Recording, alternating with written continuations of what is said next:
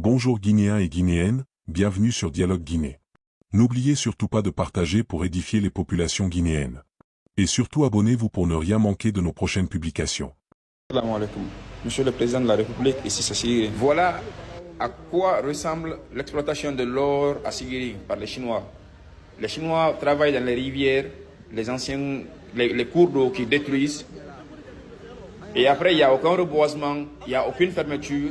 Les trous sont laissés béats, les animaux viennent se noyer. Il y a parfois même des enfants qui y perdent la vie. C'est vraiment déplorable. Ils ne respectent aucune règle environnementale. Aucune norme ISO n'est respectée ici. Vous-même voyez les trous. Regardez. Après, ils refusent d'employer la population locale pour ne pas qu'ils sachent combien d'or ils gagnent, pour ne pas que ces gens-là alertent le gouvernement. C'est vraiment dommage. L'or là est vendu de façon frauduleuse. Partageons au maximum. Sauvons Sigiri. Chers Guinéens, bientôt vous n'aurez plus de terre où cultiver, plus d'animaux sauvages à consommer, et plus d'eau potable pour la pêche ou pour votre consommation.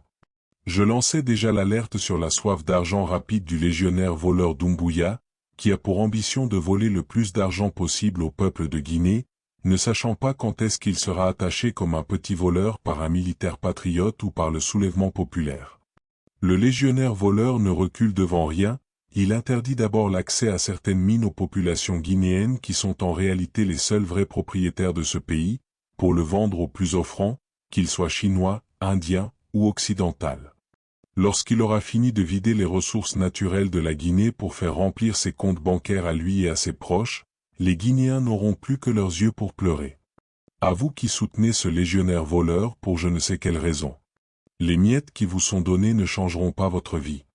L'ignorance est une maladie et il faudra que les Guinéens soient indulgents avec les gens de votre espèce après le CNRD.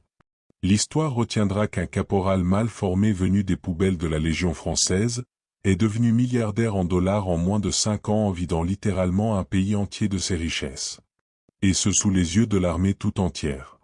Vous qui avez applaudi le CNRD le jour du coup d'État, où êtes-vous? Allez-vous vous manifester avec la même détermination mais dans le sens inverse? Il n'y a pas de honte à le reconnaître quand l'on s'est trompé.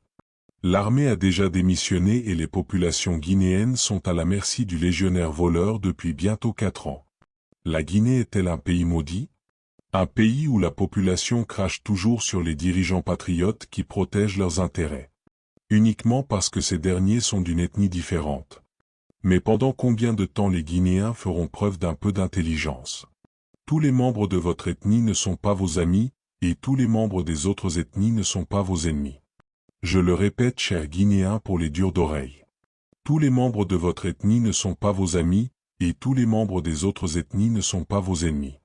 Mamadi Doumbouya et Idi Amin ne sont pas les amis des Malinqués.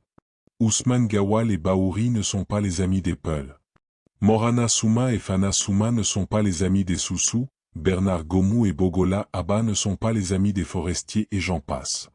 Ces gens-là ne pensent qu'à leur petite famille et ne sont pas différents de ceux pour qui vous luttez aujourd'hui qui ne sont pas encore aux affaires. Ils feront exactement pareil quand ils seront placés au sommet du pouvoir et vous peuple guinéen, que vous soyez Peul, Malinqué ou Soussou ou même forestier, vos problèmes resteront les mêmes. Tous les enfants de la Guinée sont des frères, et si avoir son ethnie au pouvoir réglait tous nos problèmes, tous les Malinqués, Soussou, forestiers et même Peul de la Guinée seraient déjà tous devenus milliardaires, car chaque communauté a au moins une fois occupé une place de chef d'État ou de Premier ministre dans ce pays. Les plus intelligents comprendront. Abonnez-vous à notre chaîne pour ne rien manquer de nos prochaines publications.